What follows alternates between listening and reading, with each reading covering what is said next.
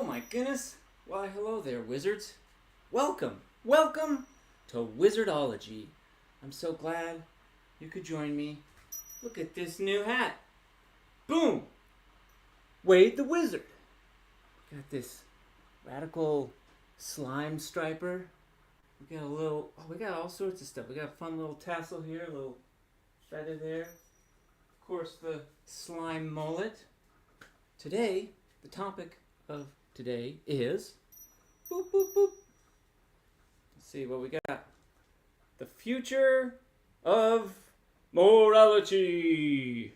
Now, on Wizardology, we have talked about morality before, but we haven't talked about the future of morality. So, we're going to jump into that. Oh my goodness. You know what? Give me just 1 second. I was going to share a video file.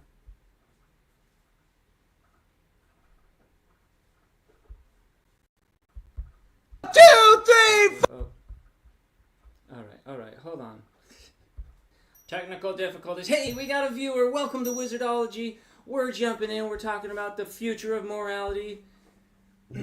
Morality. It changes throughout all of human history.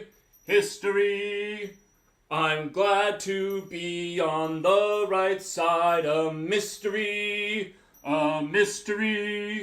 The future of morality. Wizardology. Let's talk about what's right and wrong. Live every second Sunday at 8 p.m. Eastern Time here on The Wizard Show. And play. We are the wizards of Wizardology. We believe in no gods except for you and me. We understand science, fun, and like ABC.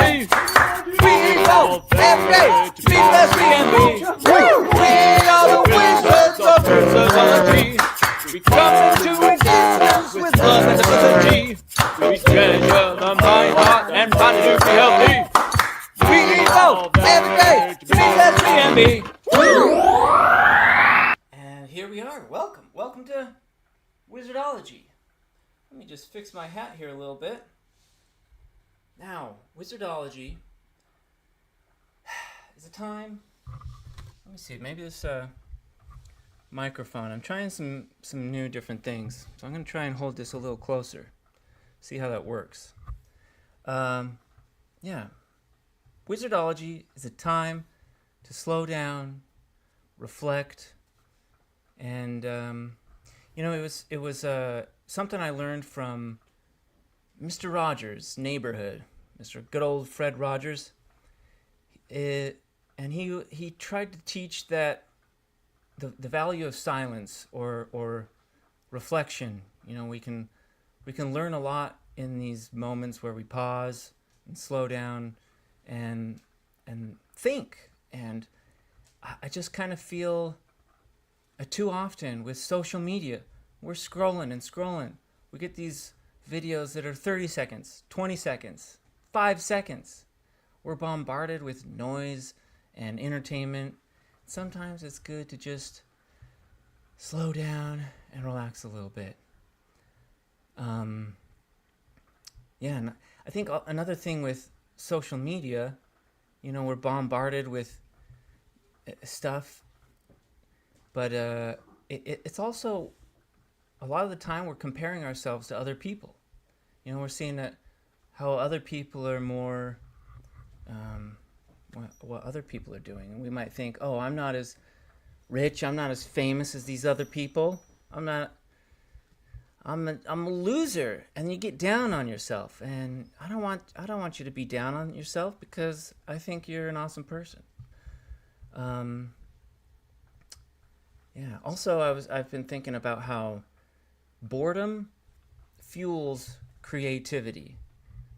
And when you're sitting around, like when the power goes out, you got nothing else to do, you make a radical hat like this. Or you have some silly ideas, interesting, creative ideas. And when we're constantly looking at this entertainment of social media, well, we never allow ourselves to be bored, and we become addicted to avoiding boredom and silence and meditation, which can be so good for our mental health. Let's see. Oh my goodness, you know what? I almost forgot. It's time for the sacrament. If we can summon Phoebe. Phoebe, oh Phoebe, the magical potion pheasant. Bring me a drink and make it oh so pleasant. Let's see what Phoebe has in store for us today. Wow, well, look at this. Look at this cowboy boot mug. How rad is that, dude? See what we got here. Oh shit, that's actually really good. It's a root beer float, or a root boot float. Yeehaw! Now, if you haven't made yourself a sacrament, I would invite you to, get yourself a sacrament. Let me set this over here. Now, I do need to check on one other thing. Bear with me, or you know what? This might be a perfect time for you to go and, get yourself a sacrament. Don't know. Oh, hold on a second. Oh, no worries, okay.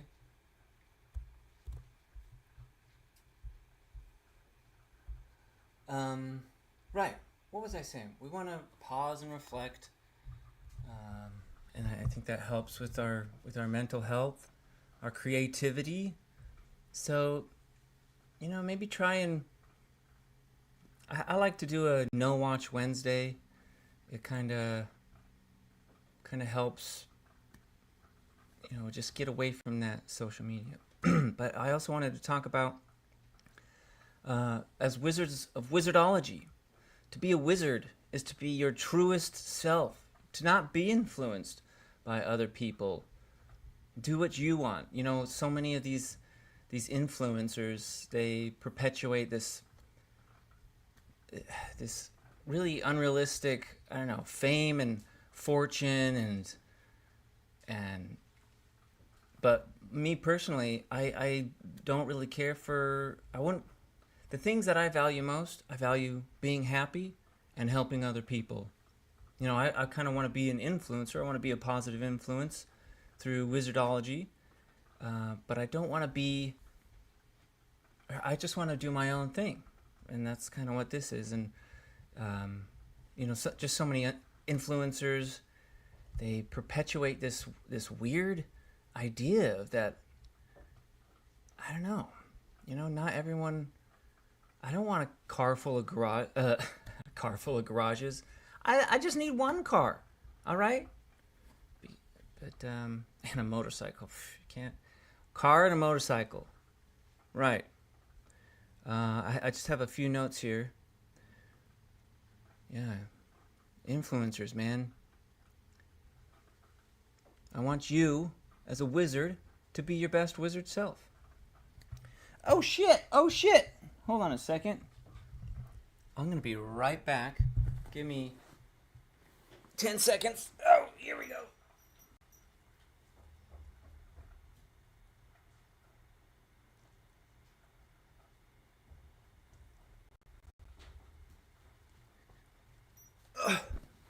That might have been 10 wizard seconds. I thought I was all prepared today, but still running around trying to figure some of this shit out.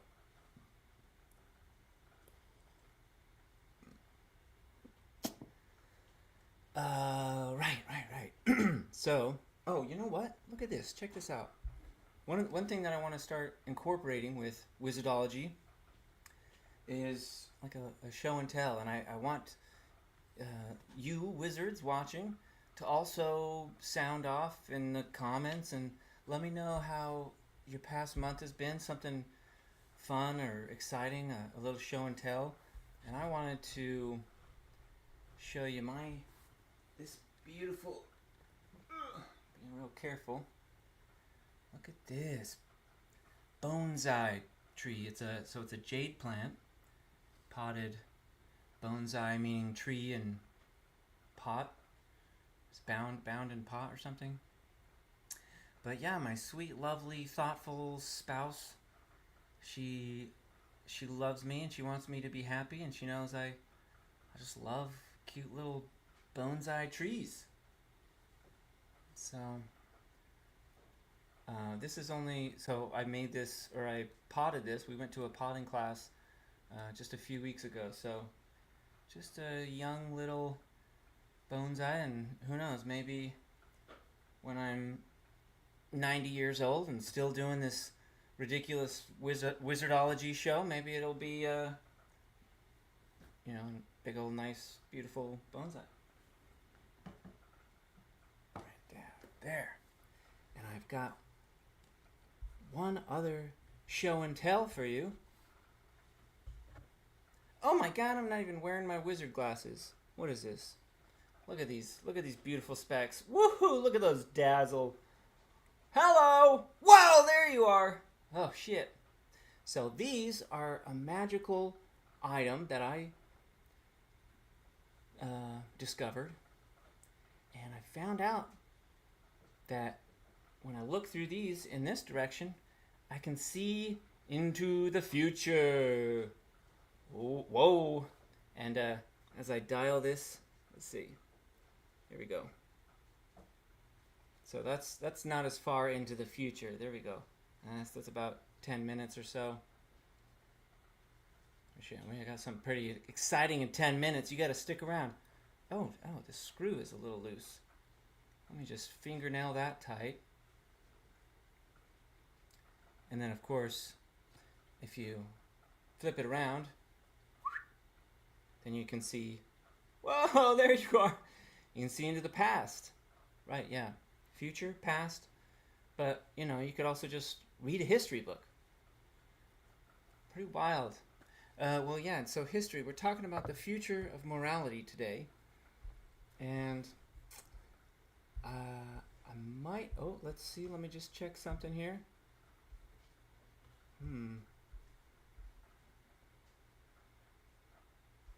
Okay. We are on standby. Now, let me just hop over to the studio. Oh, you know what I can do? I'm just stalling, okay? We got some technical difficulties here.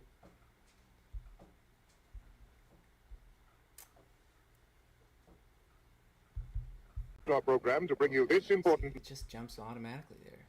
I don't like that. Come on. Whoa. Yeah, I should hopefully have a special guest on. We will see if they're able to connect. But, oh my goodness, we have 2 people watching now. We're talking about the future of morality. Hopefully you guys can join the conversation. I was talking about my beautiful bonsai, some fun stuff that I did worked on last month.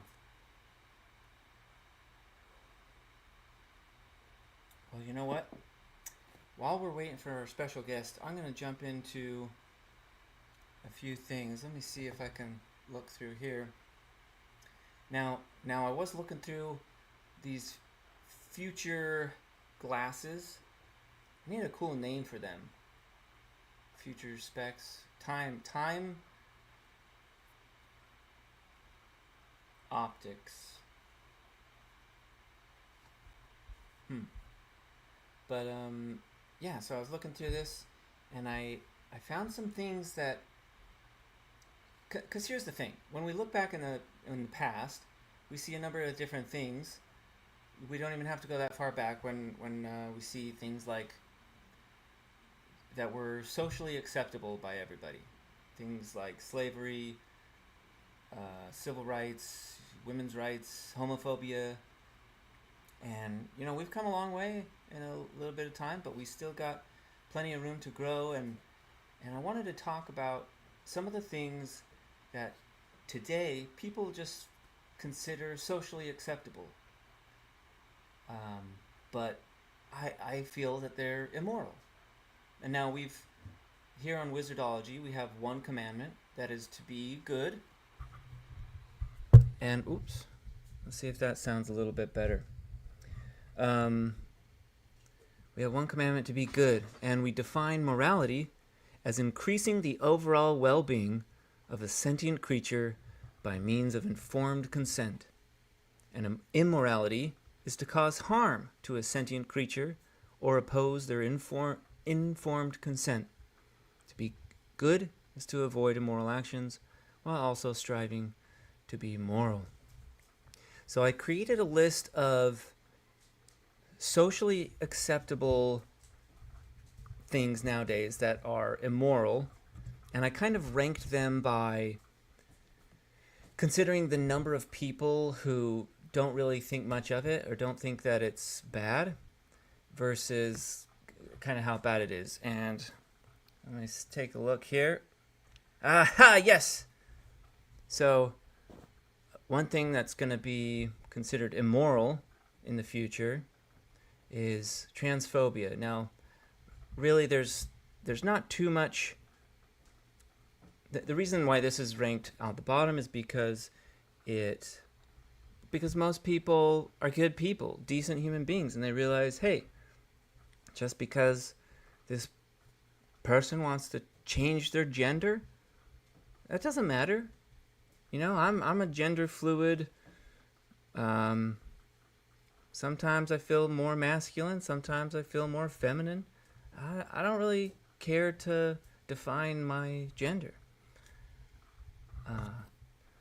Yeah, so transphobia. I think in the future it's just not even going to be. Yeah, it'll be interesting. And I mean, depending on how far we go into the future. But that's kind of something interesting to think about. Let's see what else we have. Take a sip of my root boot float. Woohoo! Look, you guys, I'm just trying to be my authentic, wacky, weird self. Trying to be that wizard. Also, you know, I usually wear robes, but it's fucking hot. It's summer. Jesus Christ. Let's see what else is on our list of socially acceptable immoralities. Let me dial this up a little bit. Oh, I see. Okay. So, the second thing that I put on this list is science deniers. So, flat earthers, young earth creationists, anti-vaxxers. Now, something is like just thinking that the earth is flat is not necessarily harmful or immoral, but when when we start to deny science and we do things like start these conspiracies about vaccines that cause autism, that's going to cause some actual harm. You know, we've got measles outbreaks because of these people who don't understand science, and that's causing harm to other people. All right, so yeah, we gotta learn some science. We gotta, and it's like, I think a lot of time people, they kind of misunderstand science as far as it's not like an authority figure. There's not one person who knows all the answers, and science is the process. It's a way that we can define truth, learn what's fact from fiction. Oh gosh, you know what? Fred Rogers once said, "The more truth you discover, the freer you are." And I've felt that, by golly, in my life, growing up in the Mormon cult, and the more truth I've discovered, the freer I am. My mind and my who I am, my person. I can think my own thoughts, and yeah, the truth has set me free. So what were science deniers? Hey, this one, it was real close to the other one. Yeah, right. So there's science deniers. Next up we have religion. Now, that's kind of a broad term. Now, not necessarily every religion is immoral, but take, for example, there's a really good quote. I'm going to get it close. I don't need to bother looking it up, but it's along the lines of, without religion, you have good people who do good things, bad people do bad things, but it takes religion. With religion, you have good people do bad things in the name of God. You know, normally I wouldn't be a homophobic bigot, but my religion demands it, and I have faith in my religion. But so, yeah, with Mormonism, they've got, you know, homophobia, misogyny. They have a extremely racist past that they have yet to address and apologize for. Sexism, sexual abuse, child abuse, some really fucked up shit, and it makes me mad. But that's why, as we're coming up the list, we can see that. I lost my thought. Let me see if it doesn't escape. Get it right back in there. Now that just made me more distracted. I have something now. Maybe it'll come back to me. You know, who knows? Message. Wake up. Oh, hold on a second. We got something going on here. Who could it be? What is this? We're summoning.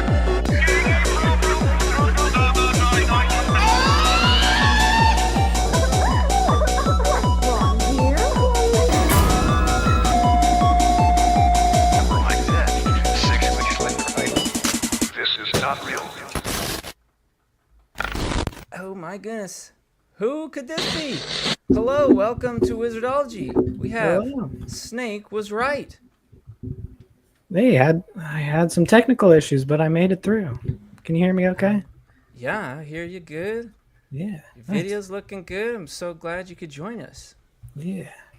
So we were Thanks just for reaching talking out. about. Now I don't know if you were kind of listening on the side. I just caught the tail end there. All right. Well, we can recap a little bit, but we're talking about the future of morality, and we'll jump back into that. But I first want to know, everyone is a wizard. If they hold on a second. How do I give me a second? I'm a little turned around and upside down. What is even the everyone is a wizard? But if you compare yourself to others, then you might not believe it. So I'm curious. Snake was right. Can I call you just Snake? Yeah. What makes you a wizard, Snake? Oh, how much time do you have? So I'm I suppose I'm a wizard because, well, it got me thinking because I've been developing this kind of theory. Well, let's kind of connect it to morality first. So I'm an atheist person who is a little bit against the stream in my atheist community, whatever you want to call it, because I believe in objective morality. And then I have been thinking a little bit about magic and how there's real magic, but it's not anything supernatural. And it's all materialistic stuff, but I think magic is the best word for it. And I think that kind of makes us wizards. And as for myself, I think it's because I can kind of detect and use magic. And by this, I mean the manipulation of reality with words and thoughts, basically. So you can, it's not that you think something and then poof, it happens. It's just that basically like perception is reality. So you can going back to the name of my channel is a reference to the Garden of Eden, and then going back to kind of I think the better interpretation of that, and probably one of the pre-biblical understandings of that story before it was appropriated is it's about, well, it's about the original sin, but I think I understand what that is lying, because humans developed the ability to think critically, and that's kind of what we are, as critically thinking beings, self-aware beings. And then, but as a direct consequence of this comes the ability to lie, because we realize we can manipulate reality by manipulating the perception of reality. So that's kind of magic. It's this new thing. Did you eat the cookie from the cookie jar? The kid says no, and then the world behaves to him as if he didn't eat the cookie. So he has successfully cast a magic spell, A even though mind he did eat spell the cookie. Yeah, of sorts. yeah. I like that. And there's aggression spells and all kinds of stuff like that. Nothing Yeah, new, my nothing woo woo, but I think magic is just the best kind of word to talk about these kind of phenomena. And my wand here, it's a positivity wand, so it spells like joy and love and laughter, stuff like I that. feel it already. Oh, I'm glad. Oh, look, shit, it actually works. Yeah, Damn. because we think it works. Yeah. uh, like fucking placebo effects. That's Yeah. magic right there, man. Yeah. Yeah, I think it should kind of be its own category of phenomena, and obviously it's psychological, but it's you can manifest reality just by understanding that reality can be different. It's a different way of existing with the universe. Yeah, I've kind of had similar feelings where, I'm Wade the Wizard, and like, I know that magic in the sense of, I guess way people typically think of it, where you're doing levitation or whatever, like Harry Potter shit. Mm-hmm. But no, I felt like magic is those things that science can't really explain. Why, just, but I really like how you've put it, the way you can use your words and your thoughts to change reality. That's really cool. So yeah, Yeah, and it's now it's not always negative. I think most of the positive stuff is going to be kind of counter spelling, breaking spells, kind of thing. Getting out of mind control type stuff. Been doing deep rabbit holes into the MK Ultra stuff, and that's added to everything. I'm having a brain fart. MK Ultra. Remind me what that is? And it stands for mind control. It's the CIA's kind of plan to research and develop controllable human stuff, and it gets really dark and into. They think they're doing magic stuff, like actual witchcraft. It's a whole philosophy of. So, like, they released the LSD stuff where they would manipulate people with LSD. But there's a lot darker stuff, like so if we're going down this rabbit hole. So they released the LSD stuff so that the darker shit would not, basically, they could say, oh, that's a conspiracy theory. We released everything. But there's a lot of credible survivors of this kind of abuse, and they are not getting sued. They've gone into Congress with this information. They had what they're corroborating has been redacted because of national security reasons.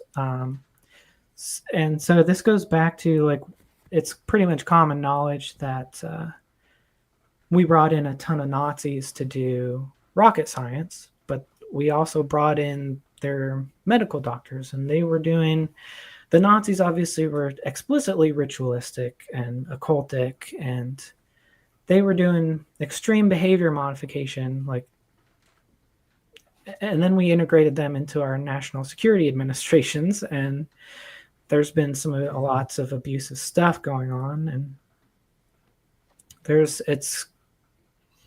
I think it's kind of a philosophy of, like, well, if you can do the most evil shit imaginable, like, for no reason, like, you're not even getting paid, at least not directly, to No motive except for just pure hate. just, if you can get your mind to the darkest place possible, then you're, like, unbound. You can do anything. There's nothing stopping you. And it's this philosophy of just, like, just total unleash everything, and that's kind of what on their side of things, but they're using that as a way to break down their victims and use that for mind control, and it does work, and that's kind of why it's stuck around and stuff. And like, I don't know if you've watched anything about the Nexium cult or anything like that. That involved, like, it goes all the way, like, with the CIA and everything. It goes all the way to the top, and you're not allowed entry into these higher echelons. It's like in the Nexium cult was, you would explicitly be told you are a slave and you have to provide blackmail if you want to get invited into this, like, inner circle. And it was sold to them as empowerment, because if you're a slave, if you give all of your will to me and you go through all these trials and tribulations, you are becoming stronger and you can take on anything. And if you are the sex slave of the Nexium cult, yeah, Nexium. Yeah, Keith Raniere. And so if this schlub guy who's doing, like, D-list celebrity self-help stuff, he figured all this out. Obviously, our national security, who has explicitly been looking into behavior modification, they know all this stuff. So that's black magic there. It's really scary when you've got people who, in power, have that huge influence. And I'm just thinking of the whole MAGA crowd. They're all so manipulated and brainwashed and under control. Yeah, well, I believe that. I also believe that the other side is manipulated as well. I think there's mass propaganda. Yeah. Just and the division is kind of part of the plan. Being able to think for yourself, having that freedom of your own mind, I think is really important. Yeah, like, you hear these repeated phrases on the news and it just becomes the background, like, you don't even notice it anymore. And they can kind of dictate the substrate of reality in which we operate. And it becomes reality. And they don't have to do anything. And it's like the scene in Game of Thrones where they're talking about power only lies where you think it lies, and we're kind of tamed and scared into being obedient, or just put in a mind prison, and these people have a ton of power. But if we wake up to what's going on and we decide that they don't have power, then all of a sudden they don't. Like, it's this thing that doesn't actually exist, but it manifests reality. Yeah. And that's why it's kind of magical to me. And it's there's meme magic, that's chaotic chaos magic kind of thing. And again, it's not supernatural woo-woo stuff. It's just kind of taking back the term, and I think that's kind of part of kind of, like there's no use for the term magic because there is no real like witchcraft sorcery. So I think that we should still use the term for this kind of Yeah. ethereal phenomena. Sounds like almost another word that, but that does work. Yeah. Yeah. And I mean that's part of like what I'm trying to do with Wizardology. I'm trying to have a positive impact and do some good spells Yeah. and help people find that truth and live their best lives. Yeah, Well, freeing your yes. mind is very important. Yeah, I was talking a little bit on that. So before you jumped on, talking about the future of morality, I find it interesting, or something that I like to think about from time to time is, if we look back in the past, we see slavery and like objectively immoral, and maybe we can get more into the objective, subjective, Hmm. but like yeah, slavery is bad, and but back then not everybody thought so, right? So I look at some things that today seem totally okay, and we started the list off. I started off with things that seem like it kind of depends on how many people are on board with it or think that it's not an issue. But so anyway, I started with transphobia because most people realize that that's immoral to be transphobic, but there's still some people who think that it's totally fine. And then we talked about science denial, and how that can lead to weird as far as being immoral, when we say like refuse vaccines, that's causing harm to other people. And then I can't remember how much I had just finished talking about religion, because a lot of harm in religions. Oh yeah, I'm a big crusader against theism, and as much time as I spend on that, I really don't care about it that much as it is. But it's just responsive, like it's just out there, so it needs to be addressed. But you mentioned the vaccine denial stuff, so I'm nuanced a little bit on this. So like that was one of the examples of like a mass spell that's been cast on society, is like trust the science, and it gets in our framework that a certain point of view is the science, but it turns out that the initial science was not actually scientific, and then now we have better science. I'm not an anti-vaxxer. I'm not saying anything about the vaccine, whether you should get it or not.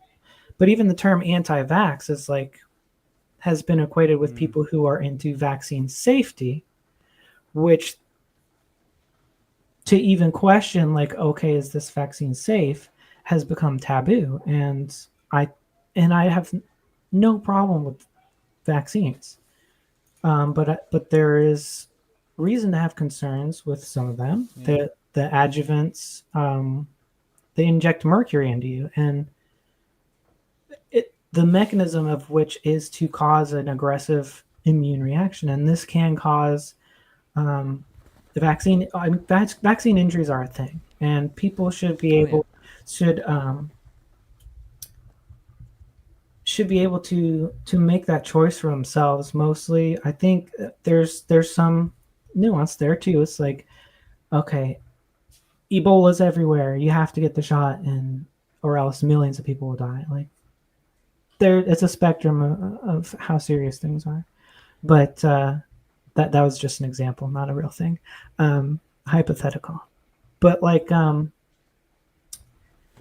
I've lost my train of thought a bit, but talking about vaccines, I was just thinking that I kind of use science denial as one of those broad general terms that a lot of people misunderstand, because I think a lot of people misunderstand and feel like there's the authority of science, like it's this, and people who even kind of blindly follow the science, that can be a way of denying the process of science. You've got to be able to take each truth claim and weigh it for yourself, and that's doing science. And so when people just kind of it's always changing, but like that's like a panic spell, like just like Skyrim. So remember when COVID first hit, it was a right-wing Republicans conspiracy that it even existed, and then it actually came, and then it was championed by the left as like the great threat, and the Republicans started downplaying it. Where'd that? I went away for a second. The Republicans started acting like it was nothing, and it's not nothing. But so the point I was getting to when I lost my train of thought was like it's this polarization, and we're being pushed to like snap back at each other and become even more extreme. Like, so you see someone downplay COVID, so you double down and act like it's more serious than it really is, and then they see you doubling down too extreme, and then they want to go like on a crusade against anyone having the vaccine, and it becomes this war zone, and it's designed to keep you from one being nuanced with actual reality, and it's designed to distract you from what's really going on, like in the bigger picture. And this happens. We're focusing on the vaccine, but this happens with so much stuff, and it's a part of it's human nature, and it's being taken advantage of. Yeah, man. And Gosh, I feel like we could. I feel like each of these topics could be a whole show. We're deviating from morality a little bit. It's kind of all moral topics, but yeah. I did. This was part that you missed, but so with Wizardology, we have one commandment: to be good, and we define morality as increasing the overall well-being of a sentient creature by means of informed consent. And immorality is to cause harm to a sentient creature or oppose their informed consent. And then to be good is just to avoid being immoral and try to be moral. But I'm kind of curious how you feel about...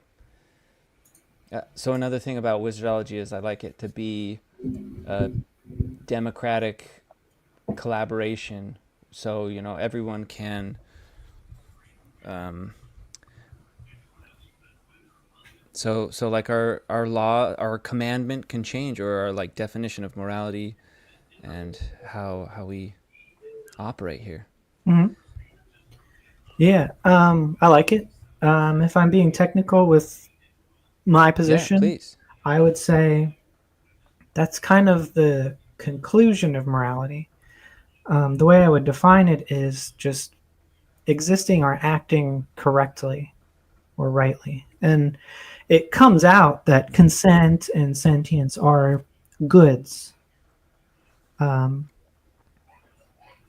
would say that those are aspects of morality. And maybe we should get into why that's like an objective fact, in my opinion, and my objective opinion. But I did want to touch on that. I feel like in a lot of these discussions, people kind of talk past the definition of good and bad, and they just kind of assume this emotional good and bad, like no one ever wants to define actually what is the definition of good, not the things that are good. They'll list off like, oh, empathy is good, like compassion is good, but what is the common denominator there? And most people kind of just assume past what that even is, like, because it's a very emotional concept. So they have very strong emotions connected to what's good, and like they feel it very strongly. So um, it can be difficult to get people to kind of define terms on this subject.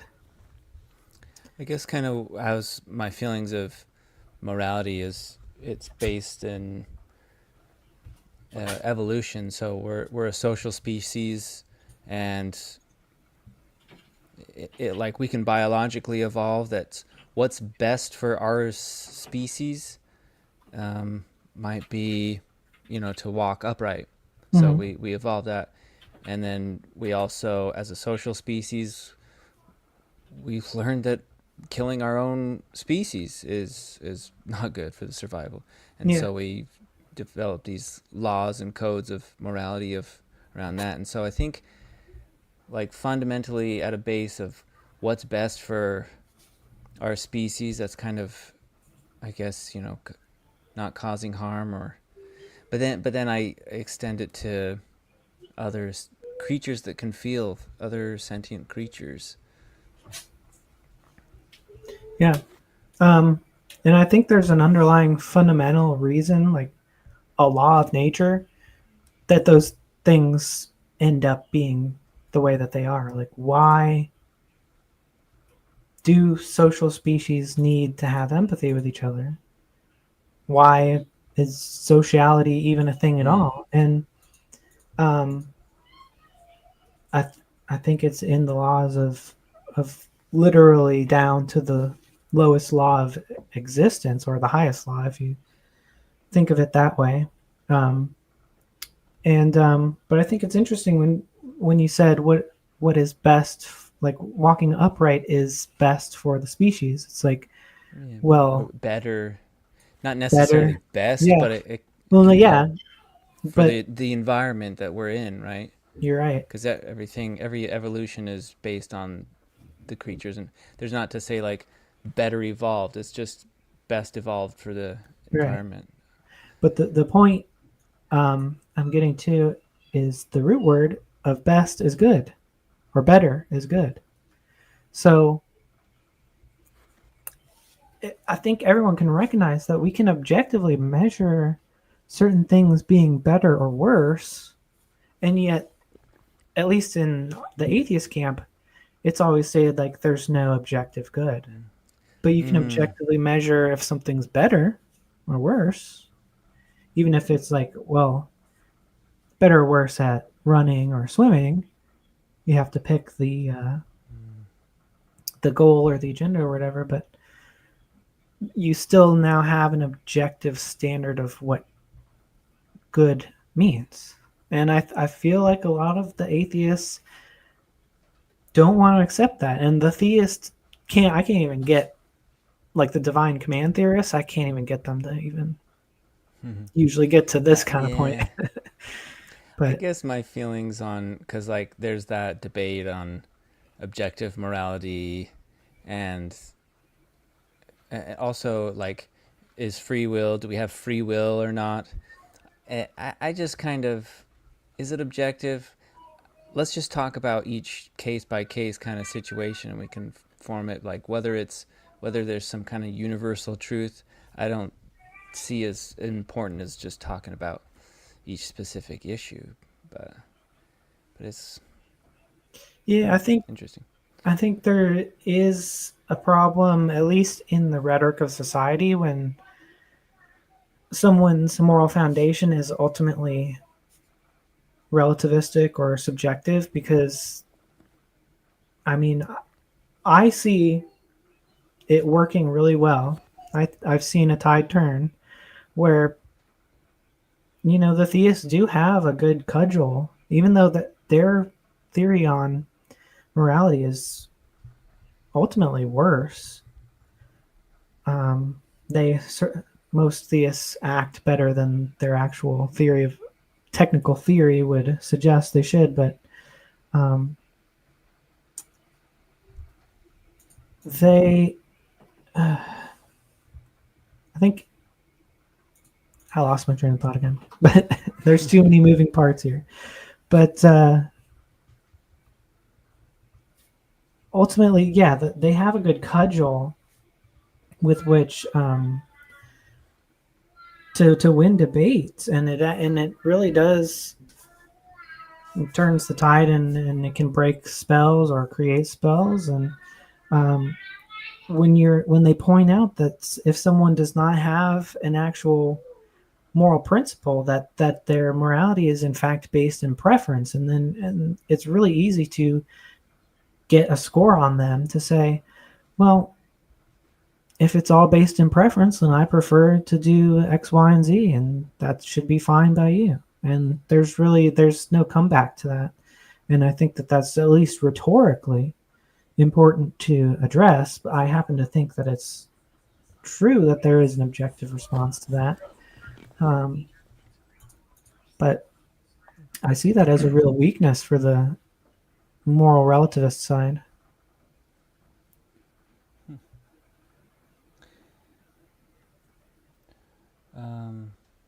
Well, shoot, I guess I was just thinking, so I got a few more here. Maybe we'll kind of almost rapid fire go through them, and then we can kind of summarize or do a bit of a conclusion. I've got these, I found these, I need a cool name for these, so I can look into the future with these. Or,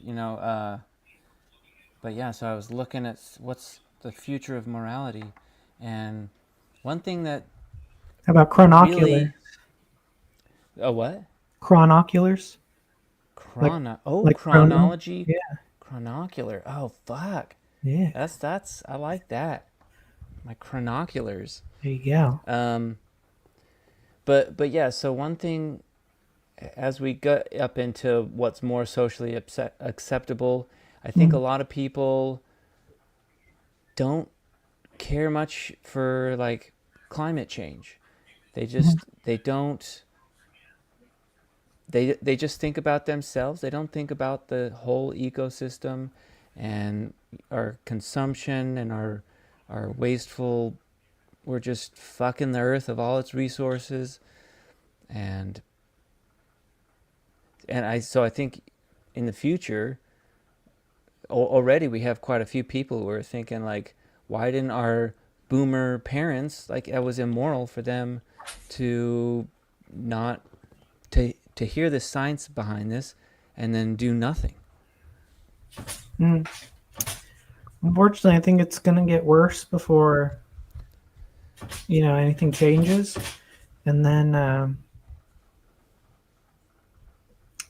I think the future is going to be more local production, local farming. A lot of people are going to have gardens. A lot of stuff's going to become automated.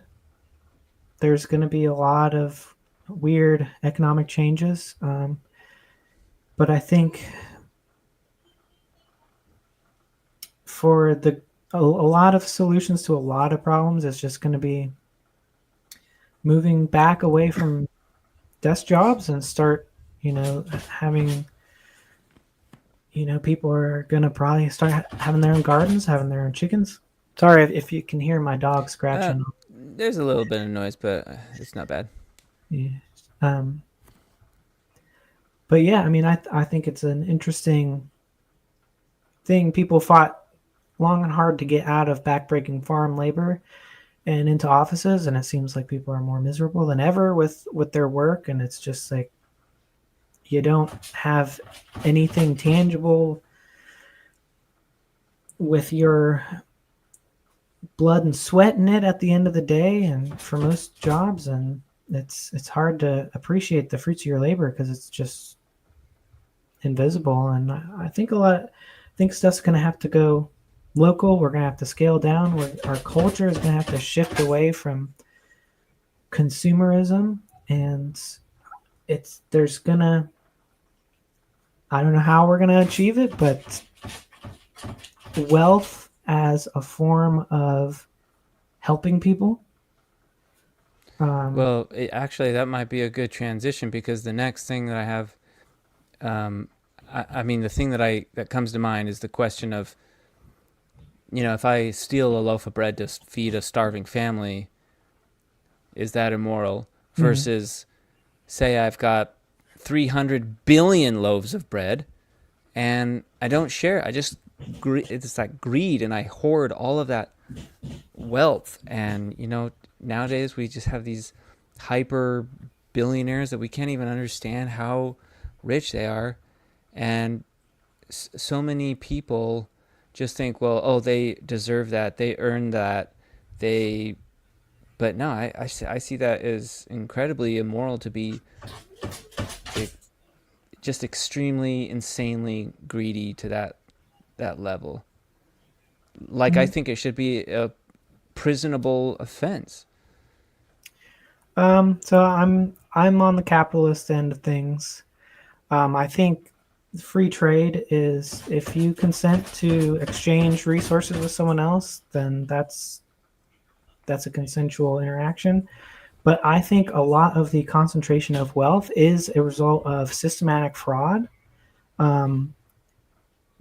Basically, through the legal system, companies are allowed to form corporation. Like, I'm an anti-corporatist. Like, I think the whole corporate structure is essentially fraudulent and has no logical legal basis. Like, treating the corporation itself as a thing with rights and separating the members of the corporation as like a limited liability company holds the company accountable, but not the people in the company that made the decisions. And so those people, they also control the laws, so, and the tax system. So they're manipulating what's not really free trade to concentrate their own wealth, and they're starting wars and sacrificing life. It's a sacrificial ritual, literally blood rituals for their own wealth. And so I don't think we're really in a real capitalist or free trade system. And it's cronyist, and it's fraudulent, and it's manipulated by the people in charge. And yeah, I think their companies are a lot more bloated, and they're stealing money, and it's not consensual. I think That's an interesting way to look at it. Like, I do agree how you're saying that, capitalism is just a consensual arrangement. And whatever you want to call it. I'm consumer not married. I'm not married to the term capitalism like some people or are. whatever. But But these, what's important is the there's concept. definitely some corrupt stuff. I don't know, man. I think when a CEO believes that they're worth 1,000 times, 20,000 times more than the average employee working for their thing, like, that boggles my mind. Yeah, I mean, if you convince 1 million people to give you 1/4 each, like, more power to you, I guess. But if you use the system to say, well, I'm actually giving them spiritual advice, so I don't have to pay taxes. Two, you have to pay me because, like, this is just another tactic, because actually I'm providing insurance, and you have to be insured under the way that I do it. And by the way, my insurance doesn't actually insure you. So it's, the whole insurance system is pure fraud. It's pure just racket. And they ban competition so that the prices can't go lower. It's, yeah. I could go on, but this is a bit of a random side thought, but I was thinking, okay, so Wizardology. Let me know what you think about this. Wizardology is a religion, and I'm thinking, okay, what I could do is I employ anybody who's watching to be a missionary for Wizardology. All you have to do is subscribe, like, share, and sharing the good word of Wizardology. And I pay you $1,000 just to share the video, to like and subscribe. And then, as a member of Wizardology, you give a donation of $1,000, right? Mhm. And so you go to do your taxes, and you say, yeah, I got some tax deductible charitable donations here. Now, like, would we have to? I Sounds don't like know. fraud is written all over it, but I'm just thinking, like, It's nothing worse than that already happens. But yeah, I think you'd probably have to show money was transferred, but it's a good what scheme you got exactly? going there. Yeah, I mean, Kent Hovind got arrested for tax evasion, fraud. Hmm. Mm. Well, mail fraud, I think, Oh, but like it was to avoid paying taxes and yeah. structuring. Yeah. Which like usually it's actually hard to get people on paying taxes. Like Al Capone. Oh wait, no, they got him on taxes instead of murder, didn't they? But yeah, Well, sometimes you have to yeah. get people for other stuff. But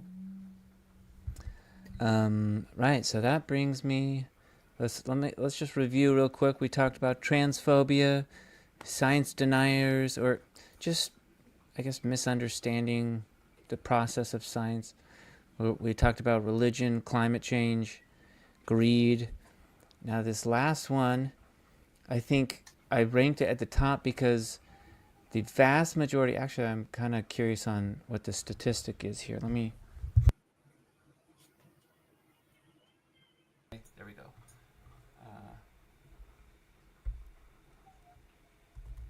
Gotta go to the Google. Google's I don't know if it's still their motto, but it used to be "Don't be evil," and I think that they're Oh, okay. Oh, shit. So, um, according to Google, approximately, well, let's see, total, that's going to be like oh yeah, about 10% of the entire population is completely oblivious to this last one. And now, as we've defined morality to not causing harm to sentient creatures, and I looked this up as well. So every day, every 24 hours, 900,000 cows are slaughtered, 1.4 million goats, 1.7 million sheep, 3.8 million pigs, 12 million ducks, and 220 million chickens are slaughtered every single day. They're bred in captivity. They live in these super confined, terrible places. And like no one cares. And I just another thought that was striking me is, if I saw my neighbor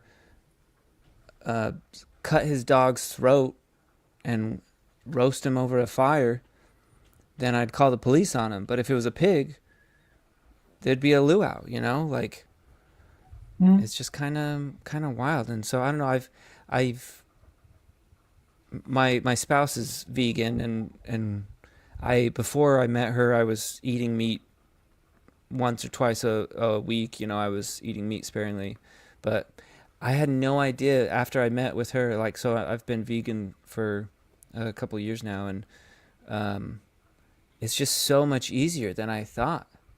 Soy curls, seitan, tempeh, tofu. Like, there's so many awesome plant-based proteins that are like just as easier than meat. Like, you don't have to have these whole factory farming facilities. And now I'm not more the like extreme vegan. I won't eat honey or things like that. But also, my neighbor has chickens, and these happy chickens, and they just eat the eggs Like that, I think that's fine. If you Mhm. want to, I mean, I would even be more on the line of, or on the side of like, if you have a pig and you raise it on a happy little farm, it's kind of like the trolley problem. On the one side, this pig slowly gets old and like struggles with pain and finally dies, or you could kind of give it a quick, hopefully painless, humane death. Um, if you prefer the taste of pig, that is. But like, I don't know. I've just, as I've my taste has just completely changed as I've been eating these plant-based proteins. Like I prefer these other delicious things, but yeah. How do you feel about factory farming as being the future of immorality? Hmm. I think it's very strongly obvious that it's immoral currently, and there's a strong argument for veganism, and there's always like the, oh, you kill more animals farming than you do uh, factory farming, but I don't know what the numbers come out to, and Yeah. it's kind of like, well, do you care about the pigs or do you care about the mice? But overall, the argument on veganism is very strong. Now, I'm on the carnivore end of things, and but if that meant I had to eat less meat, if we had to ban factory farming, I'd be on board. And I think that Yeah. that's a that's actually on one of the top of my list things, because it's very cruel and immoral, and I don't. One of the reasons I think a lot of the political polarization is so bad is because we're like a lot of these niche issues that we could be making a stink about and making headway on, like factory farming, that's never going to be brought up again when in the current political environment we're in, because it's just about the last thing that Trump Yeah. said, or Immigrants and whatever, whatever's going on. That's no, it's like partisan politics is and what, like and that's on purpose, because so we don't have to change anything. It's just a like revolving door. I really don't blame you for being a omnivore. I'm assuming you're not fully carnivore No. diet, but yeah, like it's the culture that we're raised in. Like I just grew up and we were eating meat at least once a day, if not multiple times a day, breakfast, lunch, and dinner. Like, yeah, so And it's I'll just this spend culture that we're raised in, and so people just don't know any better. and I know a lot of it's probably a scam, but I spend the extra money for the grass fed and the farm raised stuff. Um, Yeah, Obviously, there's the argument, hey, it's on the shelf, might as well take it because otherwise it's going to go to waste. The counter argument is you're feeding the beast, and it's kind of one of those things that if everyone doesn't do it all at once, nothing's going to change. But that's why nothing ever changes, because no one person's ever going to start doing it. But I do it's think though a that real the kind conundrum. of It's horrifying. that approach of trying to look for those more humanely sourced sources of meat, definitely a step above just the factory farming, worse conditions. Um, oh yeah, I was also thinking it's pretty interesting, and I am curious. I wonder if there's like statistics on this, but it seems to me that a lot of, or I'd be curious to know what the percentage of vegans who are also atheists, because so many people who are theists, they think that, I mean, I guess aside from like Hindus, or where they think the cow is sacred, but Mhm. like Christianity, they're like, God on the whatever fourth day, God made the food animals, and like God made the animals for us to eat, and so yeah, interesting. I think animism had a real good philosophy towards animals, and you know, it's Now, not is that a kind. It's like animism? Who's animism's kind of the old pre-religion. Um, everything has a spirit. The rock has a spirit. The elk has a spirit. The tree has a spirit. Oh, right. Um, Yeah. and it's kind of like I'm taking in the animal. It's I am part of it. It is part of me. I respect the animal even though I'm killing it. Like there is kind of a Yeah. contradiction there. At the same time, that's life in the wild. It's like so if you get taken out by a human instead of a crocodile, like you know, I the other thing is I support factory meat. Like I'm not one of those eat the bugs kind of people, but You mean like um, biologic or like petri dish kind of yeah, lab laboratory grown, meat, lab grown, lab yeah, grown meat? Yeah. yeah. Oh, I think that would be awesome. That's that's some. A lot of people are freaked out by it. I don't know why. Um, that's something we should really be investing in, and it would be more productive. If we get good at it, it's not going to be any different. Um, and it's a lot more humane, and And yeah. you don't have to. I mean, it's also like way more humane, obviously Hmm. better morally, but also sustainably. Like we're not. You don't have to put any energy Hmm. into growing bones and hair and this stuff that we just discard anyway. Yeah, Like, oh wow. that's our Let's see. future. Let's review our list here. We've got transphobia, science deniers, religion, climate change, greed, factory farming. I'm trying to think of. Yeah, that's. I was picking the way I generated my list. I was just thinking of stuff that's now socially acceptable. No one really seems to see it as a problem. Hmm. But yeah, I think. Can you think of anything else that you would maybe add or Well, change or? I mean, I would briefly kind of explain my ontology for morality at the end if I could. Um, but I did want to Yeah. kind of touch on transphobia a little bit. Um, Yeah. if we could go back.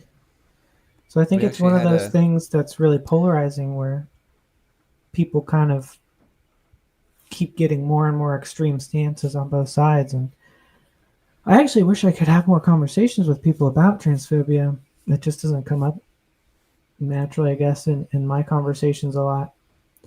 Um, at least with like an opponent to trans people.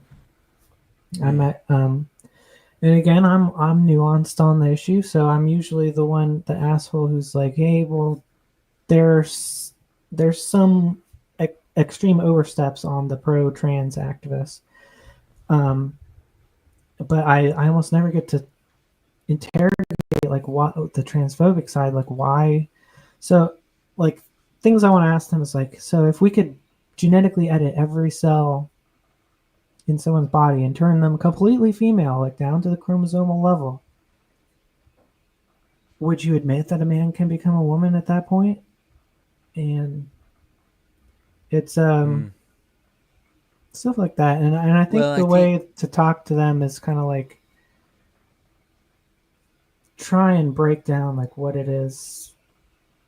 Like I think that a woman is whoever calls himself a woman is a losing argument. I I think that's this. Mm, It doesn't help anyone, and it actually does harm to the trans movement, um, which is unfortunate. But it's I think interesting. it's I want to get more responses to the question of like, so how do you tell what a woman, like to the transphobe, how do you tell what a woman is? Do you test their chromosomes? Do you look at in their genitals? Is that how you determine that? Because that's how they define it, Yeah. but it doesn't wash.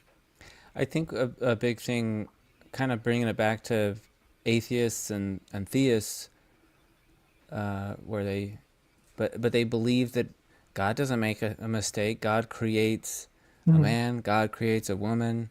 So even if you changed every cell in their body, they were Now you're playing God. scientifically, biologically. Yeah, yeah. They So it's no, they not were meant to be a boy but it's it's not like, even the medical process of it or anything. It just skeeves them out. Like that's what it comes down to. And I think, you know, their emotion is their emotion. You can't control that. But I think, um, I think kind of meeting them where they're at, like a lot of people are put off by admitting that gender dysphoria is, I don't know if you want to use the term mental illness or definitely a form of suffering. And so I will just, they'll say it's a form of mental illness. I'll say, okay, well, and the cure is to transition. yeah. So we should treat it. People are Yeah, also born with other, mental nothing disorders. wrong with it. Yeah.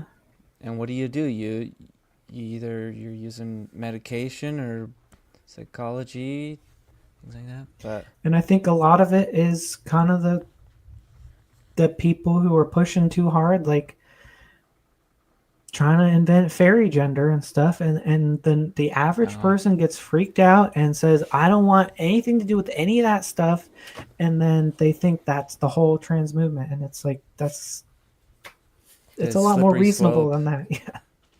Yeah, it's stupid. Yeah. Um, hold on. I might have You can do it. who knows? Who knows? Shit, what else was I gonna say? But whatever. Well, I actually had a pretty interesting. So we had a Wizardology episode where the topic was empathy, and I brought on Daria, who has debated Kent Hovind before, and she's transgender. Mm. And that was interesting. Good conversation, and this was a Yeah, good conversation. I I feel was like, thinking I don't know. today, just Hopefully, like my last debate with Kent Hovind was not in good faith at all. Like because you can't debate him in good faith. You just yeah. you got to go full aggression on him. Like there's After people my out first there who are debate, real, but you can't hold him down. He's the master of dodgeball. He's not there to have a real conversation. I feel like my first debate, I had naively thought I was gonna convince him or just kind of give us some good gotchas, but after that, every debate after that, which I ended up Yeah, doing I six saw debates those. Yeah, for some fucking reason. But I was just poking fun at him. It was just fun to tease him and see him get a yeah. reaction, I guess. Or yeah. Well, so was there something else that you were wanting to talk about, bring up? Yeah, I mean, so when you asked about the future of morality, I was thinking the future of the philosophy of morality. So I think obviously because it's my theory that people are going to come to my side, not necessarily because of me, but I think it'll naturally emerge that we're going to start losing our fear of like defining what good and bad are because we already use those words daily. And like I was saying, like we already have a objective measuring stick of what's good or what's better or what's worse. So my position on this is that the definition of good and bad that we use every day, well, of good is having qualities required for a particular role, basically having functions. So there's like there every word, well, most words have multiple uses. Good also means preferred, but there's I think the more common usage of something that is functional. Like if you say it's a good car, that means it works, and that's an objective statement. So I think we're going to start realizing that there's an objective phenomenon that's derived from the law or laws of existence itself, because things doing things, which is having functions, is the definition of existing. So whatever allows things to exist, which is to have properties, which is the English definition of good. We don't have to call it good, but that is an objective phenomenon that exists. I think it's appropriate to call it good and to apply that definition of good to morality, because that's already the way we use that word. But so that's kind of the ontology of my morality. So it's existing correctly. So having more properties, allowing more existence and coexistence in whatever system you're in, and objectively that's going to be the whole system, so the whole universe, but really we're kind of confined to the earth. And so it's about net good. Like, so well, there's an example you said earlier that was like, well, it's doing some harm, but overall better results. So net good is kind of what we're looking for as far as moral decisions, because morality is something that conscious beings do, but good and bad are objective things, are objective phenomena that are there regardless of the conscious beings. So Yeah, I was that's a quick rundown thinking, of my whole philosophy. one thing that we could add to our list, because there's people who try and dictate or like prescribe their own morality. You know, that we have the theists who say it is immoral to be gay, and you know, I think we could add that, because like right now a lot of people don't think much of it, but maybe in the future there might be some more pushback and people will be like, hey, no, morality is, you can't just dictate your own morality. You gotta, it's a more objective than that, and you know what you're saying is bullshit. Yeah, I think you can examine the factual content of a statement of what is wrong about being gay, which I think that is an incorrect statement to say that it's incorrect. Well, yeah. Not that being gay is correct, but it's an option that is not causing harm to anyone. So I arrived at my position by I kept asking why. Why is helping people good, and what does that even mean? And I kept going, why? Because that's what I would do with theist morality. Well, why is being gay wrong? Because God said so. Well, why does God say so? And that's always where the conversation ends, because it's like they can't wrap their head around, like, God can't have a reason outside of himself. Yeah. Therefore, there's no reason he can give. But both answers are bad for the theist. Like, so either God's completely arbitrary and random, or he has a reason, a standard outside of himself, and that's not good for the triomni God, which is why it's so hard to make headway with divine command theorists. But I just kept asking myself, why is that good? Why is good? And I think it ultimately rests in the correctness properties of existence itself. And that's also why our moral intuitions land on things like cooperation and things like that, is because naturally it just works. Oh no, I thought my computer was going to sleep or something. Bad computer. It's plugged in. I don't know what's going on. All right. Well, I feel like that was a good conversation. Maybe we kind of wrap it up here. Yeah. Well, thank you for having me. Oh, I'm so glad you were able to come on.